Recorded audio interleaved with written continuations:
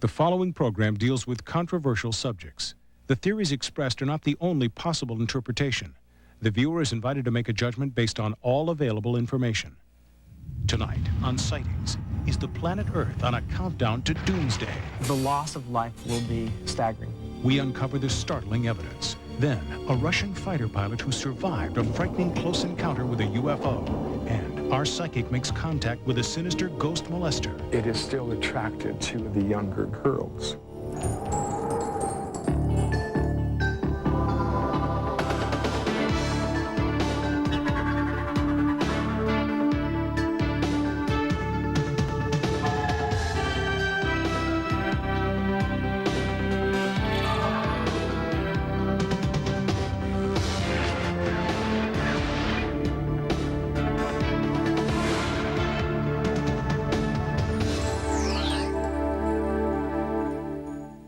Welcome to Sightings. I'm Tim White.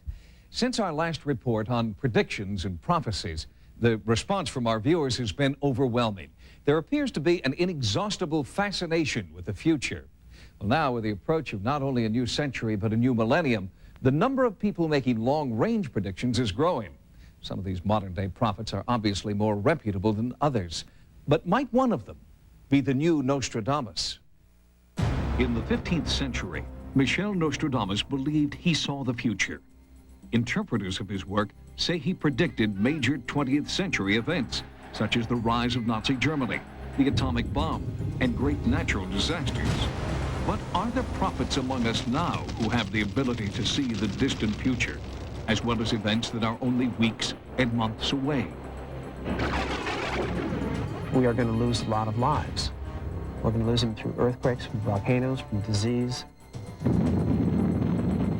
Civilization is going to collapse, and we are going to see earth changes in the very near future.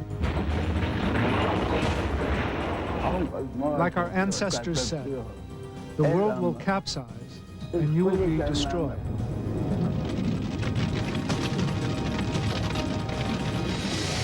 Gordon Michael Scallion and Richard Kinninger are contemporary prophets. Time may prove them to be heirs to Nostradamus' power of prophecy. Deep in the woods of rural New Hampshire, electrical engineer Gordon Michael Scallion claims he's been having disturbing visions since 1979. According to Scallion, the Earth is about to go through massive changes that will drastically alter the surface of the planet. And, he warns, time is running out. A spring of '93 would be remembered in the future as when it all began, and life changed as we know it. In 1998, perhaps sooner, the United States will look much different than today. 25% of its landmass will have gone underwater. We see Denver being a seaport. Portions of Louisiana goes underwater. The Great Lakes change, go underwater. Michigan becomes islands. Scallion claims to receive his visions while in a trance-like state, assisted by his wife, Cynthia Keys. He believes he can then communicate directly with the Earth. Scallion has a high rate of accuracy, predicting the devastating Hurricane Andrew that hit South Florida and the earth-shaking 7.6 Landers quake in California last summer. What's next? Scallion predicts the entire planet will be plagued by a series of catastrophes, beginning in California. The next event that California will experience will be a quake that will be greater than 8. It will create flooding. The bridges and highways, especially the bridges that cross other bridges, will come down. It is now, in my opinion, a 95% probability that it will occur between March and May 9th. Scallion believes this unprecedented quake and its crippling effect on California will be just the precursor of greater disasters to come. I believe a quake in the magnitude greater than 10 will divide California north to south and literally create islands. The loss of life will be staggering. We don't think that the largest quake possible is any larger than 9.5, and that's anywhere in the world. Dr. Kate Hutton is a seismologist at the California Institute of Technology, the world's leading repository of earthquake data. We've had several of those this century already. We had the 60, Chile earthquake, 9.5, and the Alaskan earthquake in 64, 9.2. Neither of those destroyed civilization. Despite scientific skepticism, there are many people who believe civilization will change forever after cataclysmic seismic activity. Author Richard Kinnicker believes that a rare planetary alignment on May 5th in the year 2000 will create forces great enough to alter the surface of the Earth. Everything will be changed everywhere. But that doesn't mean that all species will be wiped out or mankind will be wiped out. It just will be brought back again to basics. And probably many parts of the world will experience a Stone Age for maybe a generation or two. In 1973, Kinnicker founded the community of Stell, Illinois, where he gathered like-minded individuals who would prepare for the coming Earth changes in an apocalyptic future. The idea is really to be as self-sufficient as we can, because there will be times where the grids will be down and we won't be able to access power from the grid. Stell is trying to survive by the use of common sense, logic, and forethought. Although Kinnicker is no longer associated with Stell, he has formed a new community in Texas. It's called Adelphi and is home to more than 100 people who help in the construction and maintenance of the town. There are also plans to start a third community, named Philadelphia, on an island in the Pacific Ocean. There, his followers believe they can start a new cradle of civilization, if they can survive. The survival is best guaranteed by getting off the surface of the Earth for 3 days or so, by using the lighter-than-air craft of special design. There are many people in Stell and Adelphi who are planning to contribute towards the construction of such aircraft in order to get off the surface. Is there a scientific basis for any of these catastrophe prophecies? We're looking at what has been happening over the last 5 million years, and it would be very surprising for us to have it change suddenly now. I guess things do change over the history of the Earth, but I don't think it changes that suddenly. Dr. Hutton and most other Earth scientists believe in what is known as uniformitarian geology. That's the geology most of us were taught in school that suggests Earth changes occur gradually over millions of years. Author and archaeologist David Childress is an adherent of what is known as cataclysmic geology. Earth changes and geological change can happen very rapidly and suddenly. Mountain ranges and other Earth changes happen not over millions of years, but over in period of days or hours. The evidence for ancient catastrophes and cataclysms is overwhelming to us. For instance, it is a known archaeological fact that there are more than 200 sunken cities in the Mediterranean alone.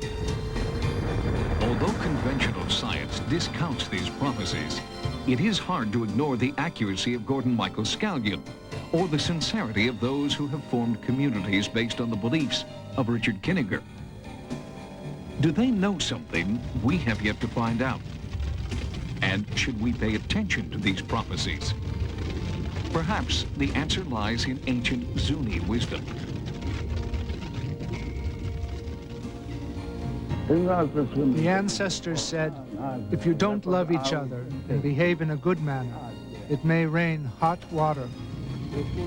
The stars may fall, towns will be destroyed, and the end will be near. Joining us now is clinical psychologist Dr. Terence Sandbeck, who specializes in the relationship between psychology and the paranormal. Dr. Sandbeck, if there's a prediction of doom or disaster, is there any evidence that people change their lifestyles, change their behavior because of it? Well, I think for the most part, probably most people don't change their lifestyle.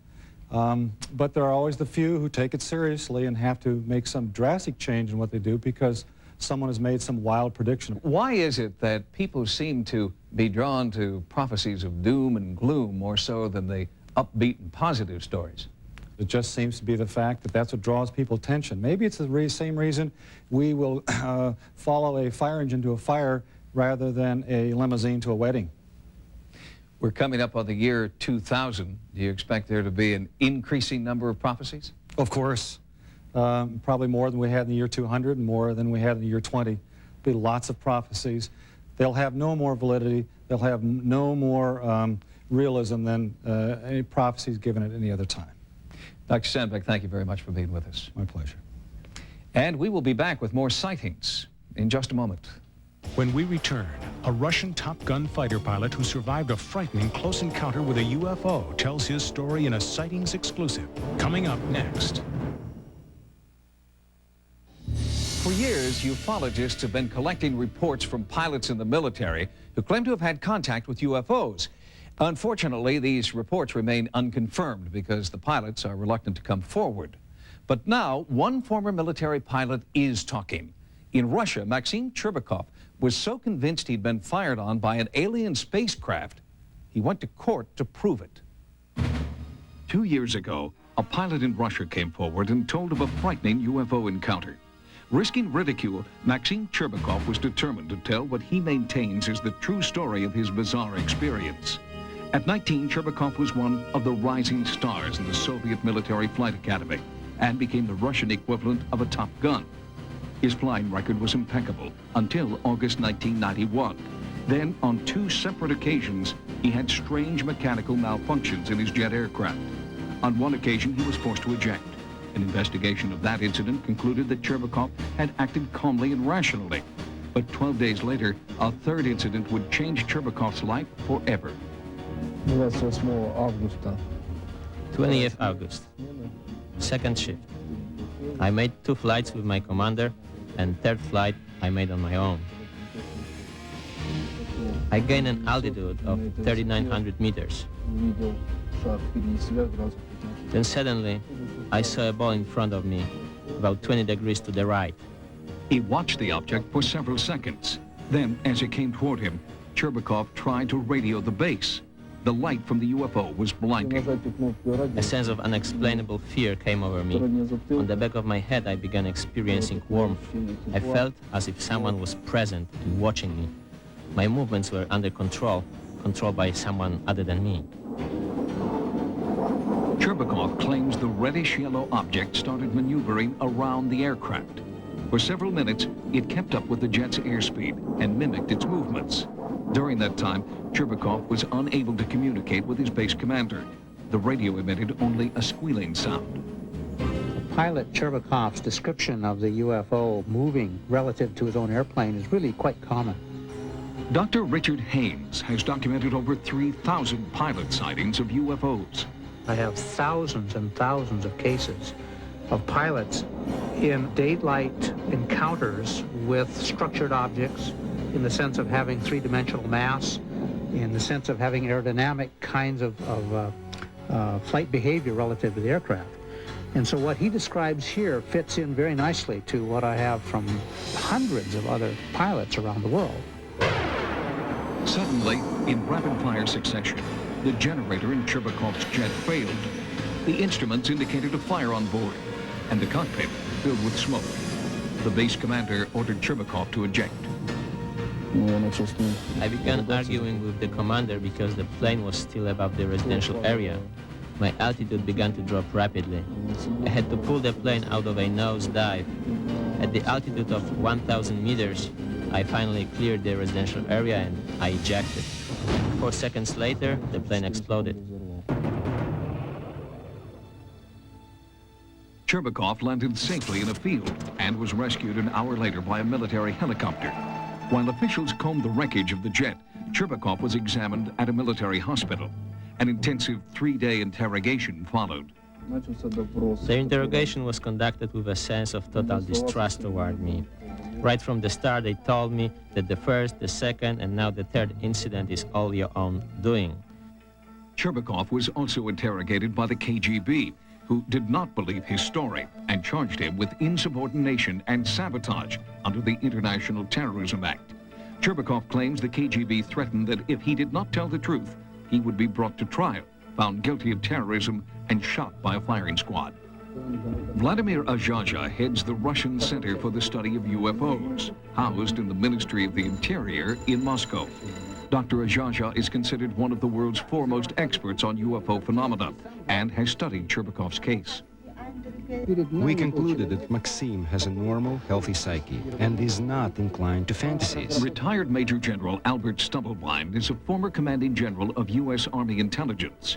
He witnessed and documented a hypnosis session conducted with Cherbakov by an American psychiatrist. As she was taking him into the trance, he changed from this terrorized, fear-ridden kid into a pilot, sitting in the cockpit, sitting in the seat, sitting with the controls, relating what was going on. There was a change in the individual. Anybody can fabricate. The question is, was he fabricating? And he struck me as a person who, in that situation, was not fabricating. Whatever it was that he was saying, he truly believed had happened to him. Maxime really believed he had not done anything wrong, in fact, had done the right thing, and desperately wanted this sorted out. Although affidavits to that effect were presented at his court-martial hearing, the court still blamed Cherbakov for the destruction of his aircraft. But the military prosecutor admits that some of the evidence of Cherbakov's innocence was very convincing. From the beginning, I had doubts about the truthfulness of Cherbakov's statement. But after questioning his mother, his comrades, and his superiors, I became convinced that Cherbakov had an encounter with a UFO. In January 1992, the case against Maxime Cherbakov was dropped. But despite this vindication, he was not welcomed back into the military. There is no training for pilots to deal with such encounters. The older pilots told me that a lot of encounters happen, but they don't speak about them. I feel that I'm missing something from my soul that I want very much. My love for the planes and flying has remained and will continue to remain.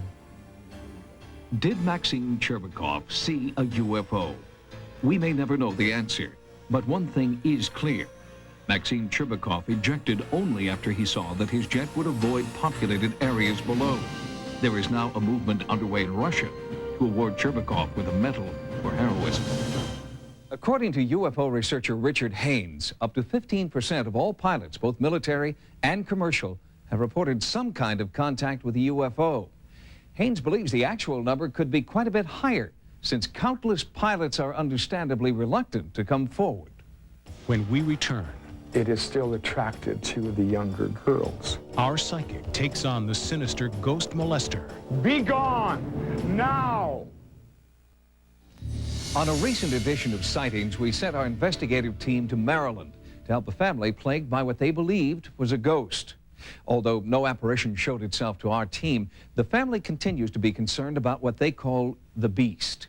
So paranormal investigator Peter James has agreed to work with the family on a psychic level. During our initial investigation, the family revealed they were being assaulted by an entity in their house. In the weeks since our team left the site, the ghostly activity has continued unabated. There's been a very active period since they've been gone. They've been gone a couple of weeks, and the scratching has started again. My youngest daughter has been scratched really badly. After seeing a Sightings episode featuring psychic Peter James, the family thought they'd finally found someone who could help. We just felt like that's the guy that we need. Somebody who can come in here, identify what it is, and deal with it, and send it on its way. After a brief walk through the house, Peter James felt he was dealing with more than one entity. I would say there are about 6 ghosts in this house, 6 entities. I feel we have a forceful entity who is the mainstay, who is the ringleader, so to speak. It wants to gain more control. It wants to maintain control. And my being a fighter of sorts with this sort of activity, I feel that I'll clean house. Peter then conducted a more thorough inspection of the site to identify paranormal hotspots. Hello? Hello? Hello? I'm getting a name that I believe dwells in this area, or certainly within this structure, and I get a name of Philip. I also receive a name of Patrick. I am rather saddened by the vibrations that are here. I feel a lot of sadness tonight, but this is truly one of the hearts of the house. The family confirmed that the laundry room and the basement were two areas where particularly bizarre events had occurred. Peter was also drawn to an upstairs bedroom. I am also picking up a female entity who is loving and that is peaceful, that I believe that dwells here, not in this room necessarily, but throughout. And I get the name of Rebecca. And she is with a child, and I believe it is a boy child, and the child answers to the name of Thomas or Tommy. Next, Peter attempted to contact the entity directly and rid the house of its presence. I am receiving a name that from this forceful entity that begins with a D, and I believe this entity's name is Daniel. Daniel, I am in control here. You are no longer welcome here. Your energy is beginning to weaken now. Be gone now. After Peter James' investigation, the spirit activity in the house stopped. Sightings then conducted a search of area land deeds and real estate records and found a startling document. Peter James, who had never even been to Maryland, had correctly identified the name of the original landowner, a former police chief in the area, whose first name was Daniel. Peter believes Daniel's spirit is the beast that terrorizes the family. He is continuing to stake his claim to this property. He believes that this house is his and this land is his, and they're invading his possession. If you've had a paranormal experience like the Maryland family in this segment, or captured something unexplainable on film or videotape, our Sightings investigative team would like to know. Call 1-900-740-SIGHT. Each call 75 cents a minute. Average call lasts 2 minutes, and you must be 18 years or older. Join us next time for new investigations into the unexplained. For Sightings, I'm Tim White. Stay tuned for another episode of Sightings. Tomorrow, after Cops, get as close to the action as you'll ever want to be. When a blazing wall collapses, firefighters battle the flames to save one of their own. On Code 3, part of A Full Hour tomorrow.